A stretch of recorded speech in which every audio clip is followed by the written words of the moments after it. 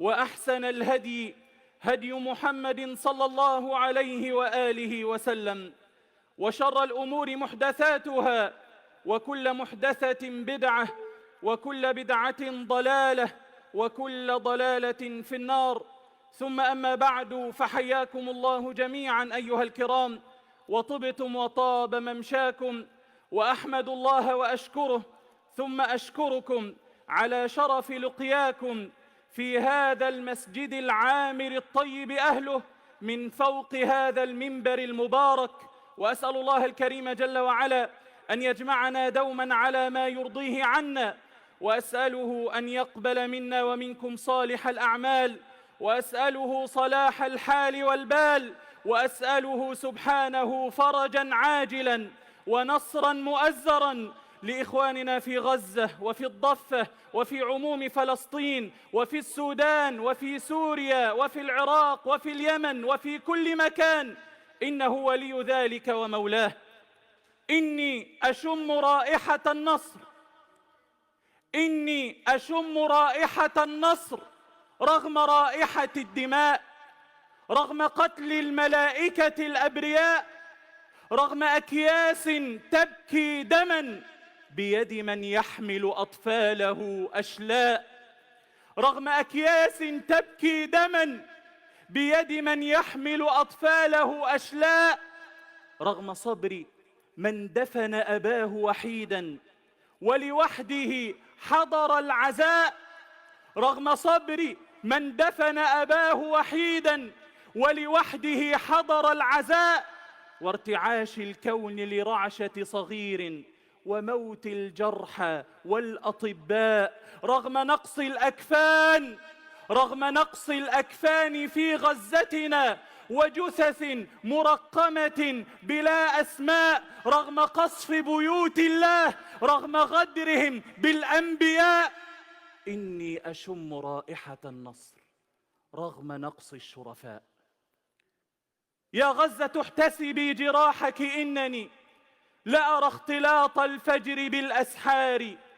لا تيأسي، لا تيأسي من منظر السحب التي تخفي كواكبنا عن الأنظار. سترين هذه السحب تنفض ثوبها يوما بما نرجو من الأمطار. يا غزة الجرح المعطر بالتقى، لا تيأسي من صحوة المليار، لا تيأسي من أمة في روحها ما زال يسري منهج المختار صلى الله عليه وآله وسلم. نبينا الصادق الذي أخبرنا وبين لنا وحكى لنا تفاصيل هذه الحالة التي نعيشها كأنما يحيا ويعيش بيننا صلى الله عليه وآله وسلم، قال: يوشك أن تداعى عليكم الأمم كما تداعى الأكلة إلى قصعتها. قالوا: أو من قلة نحن يومئذ يا رسول الله؟ يعني عددنا قليل وهيستضعفونا، عدد المسلمين أقلية على هذه الأرض، أو من قلة نحن يومئذ يا رسول الله؟ قال: لا، بل أنتم يومئذ كثير، مليار ويقارب النصف مليار، مليار ونصف، ولكن غثاء كغثاء السيل. ولينزعن الله المهابة من قلوب عدوكم ولا يجعلن في قلوبكم الوهن. قالوا: وما الوهن يا رسول الله؟ قال: حب الدنيا وكراهية الموت. أيها الكرام، إنه لا يثبت المؤمن ولا يحقق العقيدة الصحيحة السليمة تمام التحقيق في مثل هذه المرحلة التي نحياها، هذه المرحلة الحرجة من تاريخ أمتنا وواقع المسلمين في مشارق الأرض ومغاربها. لا يثبتنا شيء كالعودة لكلام ربنا وسنة نبينا صلى الله عليه وآله وسلم.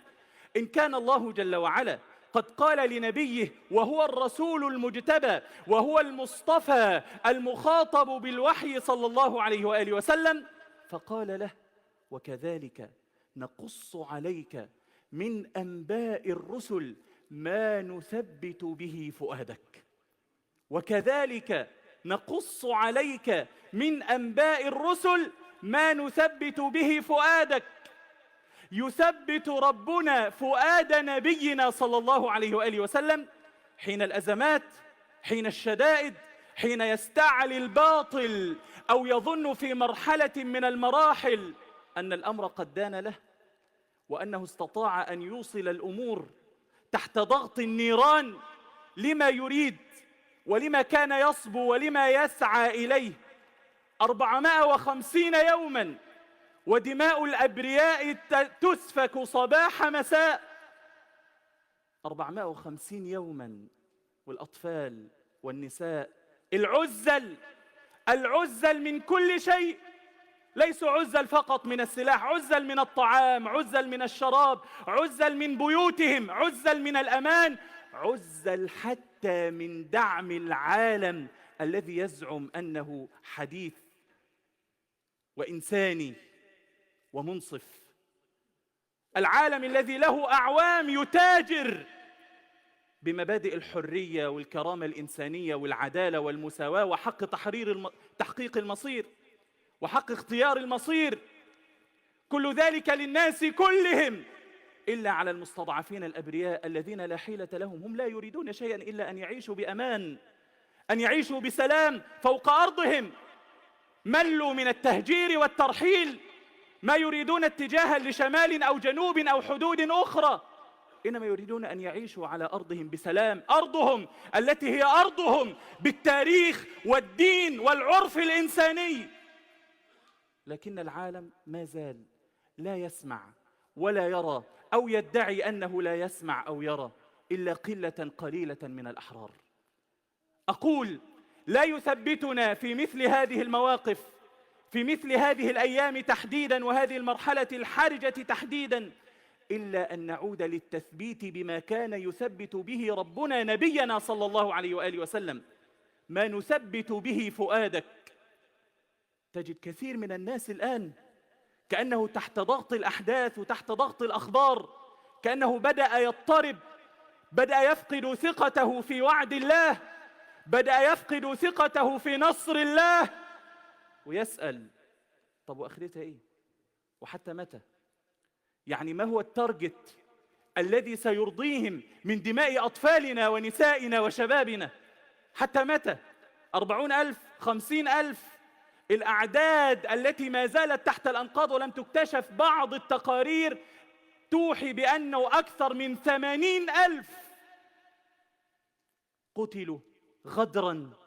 80,000 من الأبرياء العزل المدنيين المسالمين قتلوا تحت أنقاض بيوتهم، ما كان لهم هم إلا أن يعيشوا على أرضهم بسلام، وإن لم يكن فلندفن تحت ركام بيوتنا.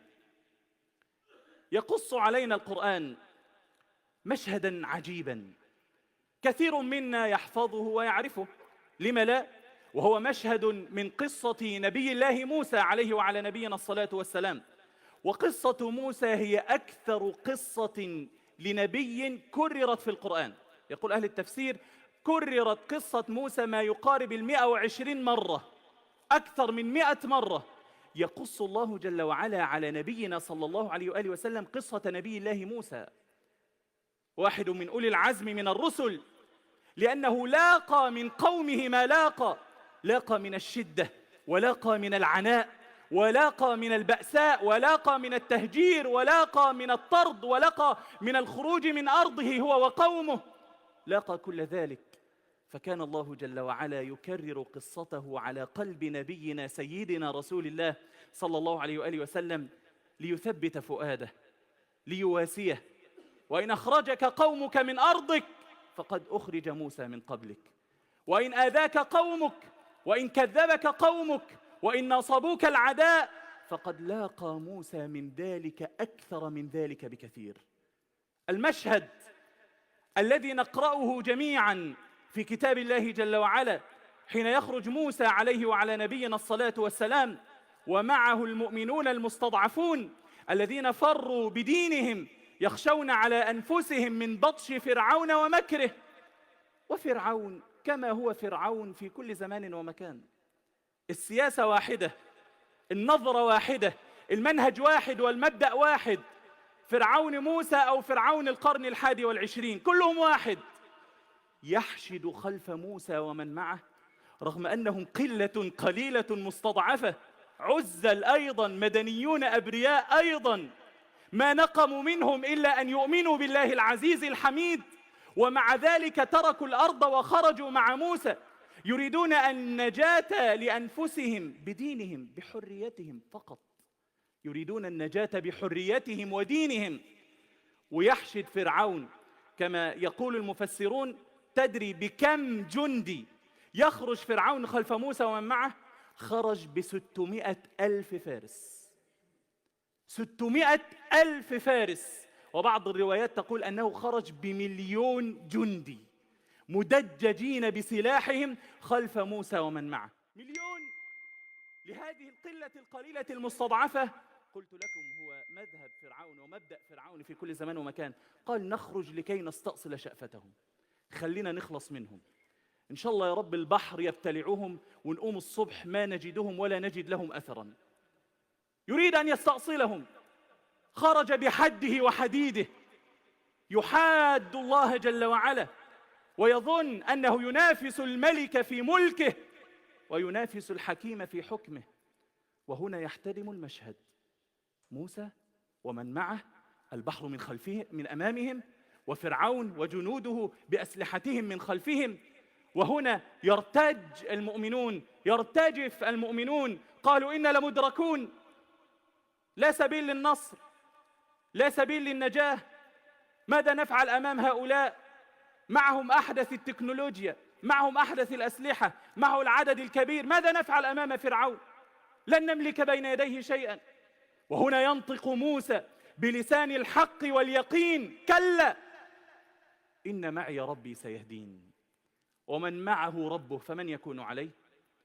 من أراد الله له البقاء، من أراد الله له أن تنتصر قضيته العادلة بعز عزيز أو بذل ذليل، من أراد الله له أن يظل ثابتا على أرضه مهما كان الثمن الذي سيدفعه مقابل ذلك، لا أحد ينال منه، لا أحد عليه، مهما قدم من تضحيات، مهما بذل من دمائه ودماء أطفاله وبيوته ومستقبله وأمانه، مهما قدم، كلا إن معي ربي سيهدين. وهنا يوحي الله جل وعلا إلى موسى أن اضرب بعصاك البحر، فكانت الآية والمعجزة، فانفلق فكان كل فرق كالطود العظيم. ويجعل الله جل وعلا لموسى ومن معه طريقا يبسا في البحر، ويمر موسى ومن معه من المؤمنون سالمون آمنون حتى يذهبوا إلى الشاطئ الآخر. هنا وقفة أنا أريدك أن تنتبه إليها، وأنا أزعم أن كثيرا منا يقرأ هذه الآية وقد لا يحيط بمعناها. بعد أن جاوز موسى البحر وأصبح في الناحية الأخرى هو من معه من المؤمنين، أراد أن يسارع مرة أخرى ليضرب البحر لتعود أمواج البحر مرة أخرى، فلا يستطيع فرعون أن يصل إليهم. وهنا يأمره الله جل وعلا أمرا عجيبا ذكر في موضع واحد في سورة الدخان، حيث قال الله سبحانه واترك البحر رهوا.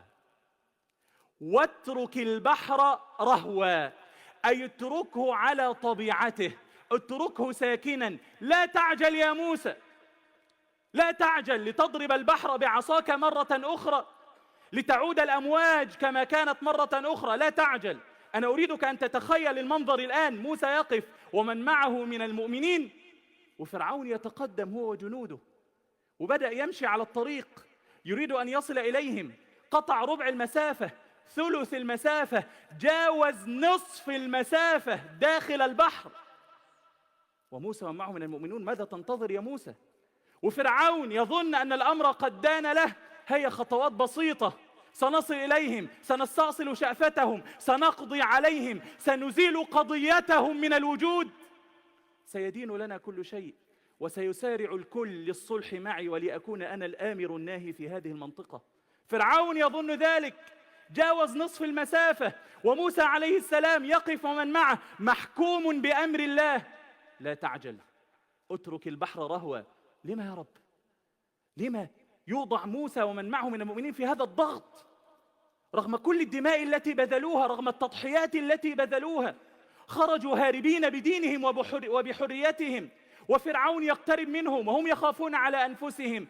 شاءت حكمة الله جل وعلا ألا يعجل موسى عليه وعلى نبينا الصلاة والسلام، لأن الله الملك أراد أن يورط فرعون وجنوده جميعا ليغرقوا جميعا بظلمهم وبطغيانهم في الأرض.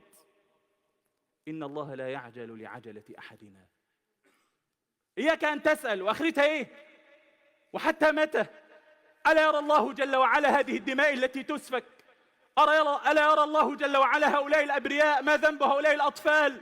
ما ذنبهم في هذا الجوع وفي هذا العطش وفي هذا الخوف وفي هذا التشريد؟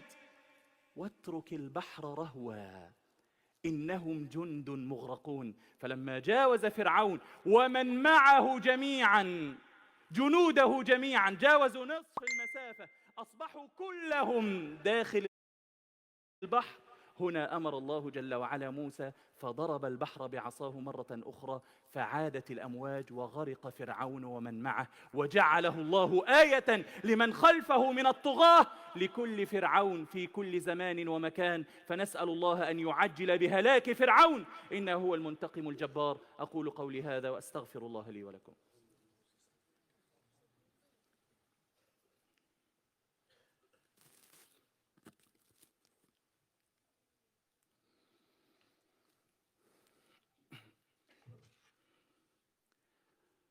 الحمد لله رب العالمين، والصلاة والسلام على أشرف المرسلين نبينا محمد وعلى آله وصحبه أجمعين. صلوات ربي وسلامه عليك سيدي أبا القاسم يا أبا الزهراء، يا خير من تنفس الهواء، ويا أطهر وأعز مخلوق على الله في الأرض وفي السماء. أيها المؤمنون عباد الله، لله حكمة، وما يكون شيء في ملكه سبحانه دون علمه ودون حكمته. إياكم أن تيأسوا من روح الله، إياكم تحت ضغط الأحداث وضغط المستجدات التي ما أصبحنا نستطيع مجرد متابعتها ومسايرتها. إياكم حين تروا الباطل ينتفش وينتفخ في مرحلة من المراحل يظن أن الأمر دان له، أن تغفلوا عن كتاب ربكم وعن موعود ربكم. لقد ضرب الله سبحانه مثلا في القرآن، مثلا لعجلة الإنسان التي فطر عليها. قال الله: خلق الإنسان من عجل، سأريكم آياتي فلا تستعجلون. فلا تستعجلون. ضرب الله مثلا أول ما ضرب بخيرة الخلق وأفضل أنواع البشر، ألا وهم الأنبياء والرسل. فقال الله سبحانه: أم حسبتم أن تدخلوا الجنة ولما يأتكم مثل الذين خلوا من قبلكم مستهم البأساء والضراء وزلزلوا زلزالا شديدا، أتاهم العدو من فوقهم ومن تحت أرجلهم عن أيمانهم وعن شمائلهم، بل خذلهم القريب قبل البعيد، خذلهم الجار قبل العدو. وزلزلوا إلى الدرجة حتى يقول الرسول، والرسول هنا ليس المقصود به سيدنا النبي صلى الله عليه وسلم، بل جنس الرسل ومن معهم من المؤمنين، حتى يقول الرسول والذين آمنوا معه متى نصر الله. الأمة كلها الآن تقول: متى نصر الله؟ متى يلطف الله جل وعلا بهؤلاء الضعفاء، بهؤلاء المساكين، بهؤلاء الجوعى، بهؤلاء المحاصرين، بهؤلاء المخذولين من القريب قبل البعيد؟ متى نصر الله؟ ألا إن نصر الله قريب، ألا إن نصر الله قريب. هل تصدقون الله؟ هذا موعود الله سبحانه. لذا يذكر المفسرون بابا كبيرا في التفسير يسمونه حتميات القرآن. احفظ هذه الكلمة جيدا، حتميات القرآن، يعني القرآن فيه قواعد حتمية لا تتبدل ولا تتخلف أبدا. سنن لله عز وجل في هذا الكون لا تتبدل، حتميات ليس لها استثناءات. أتدرون من أبرز حتميات القرآن ذكرها العلماء؟ قول الله جل وعلا: إنا لننصر رسلنا إنا لننصر رسلنا والذين آمنوا. لو وقفت هنا قد تفهم الآية أن الله جل وعلا نعم بلا شك ينصر الأنبياء وينصر المؤمنين معهم يوم القيامة، ينتصرون ويأخذون حقهم من الظالم القاتل الباغي، يأخذون حقهم، يشرفهم الله جل وعلا على رؤوس الأشهاد. يأتي الشهداء ودماؤهم تفوح برائحة المسك مكرمين، يأتي المظلومين الذين ظلموا في هذه الأرض يرفع الله شأنهم على رؤوس الأشهاد. لكن الآية لم تقف عند ذلك. إنا لننصر رسلنا والذين آمنوا في الحياة الدنيا ويوم يقوم الأشهاد.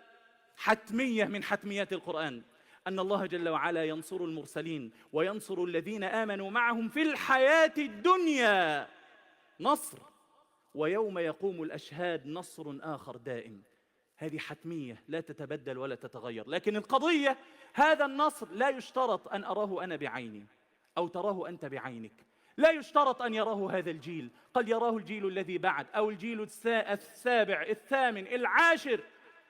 لكن القضية كل القضية أن يظل أصحاب الحق ثابتين على حقهم، وأن يظل أصحاب القضية منافحين على قضيتهم، وأن يظل أصحاب الأرض ثابتين على أرضهم، والله ناصرهم بعز عزيز أو بذل ذليل، ولن يجعل الله للكافرين على المؤمنين سبيلا. وعد الله ولكن أكثر الناس لا يعلمون. اللهم يا منتقم يا جبار، يا عزيز يا قهار، يا من بيدك الأمر كله وإليك يرجع الأمر كله، عليك بمن ظلم وبغى وطغى وقتل عبادك وأولياءك. اللهم عليك بهم أجمعين، عليك بهم فإنهم لا يعجزونك، عليك بهم فإنهم لا يعجزونك. اللهم كن للمستضعفين في كل مكان، اللهم كن للمستضعفين في كل مكان. اللهم احقن دماءهم، اللهم احقن دماءهم، اللهم احقن دماءهم واقبلهم في الشهداء، اللهم اقبلهم في الشهداء. اللهم واشف جريحهم وآو طريدهم وأطعم جائعهم واكس عاريهم واقبل عذرنا فيهم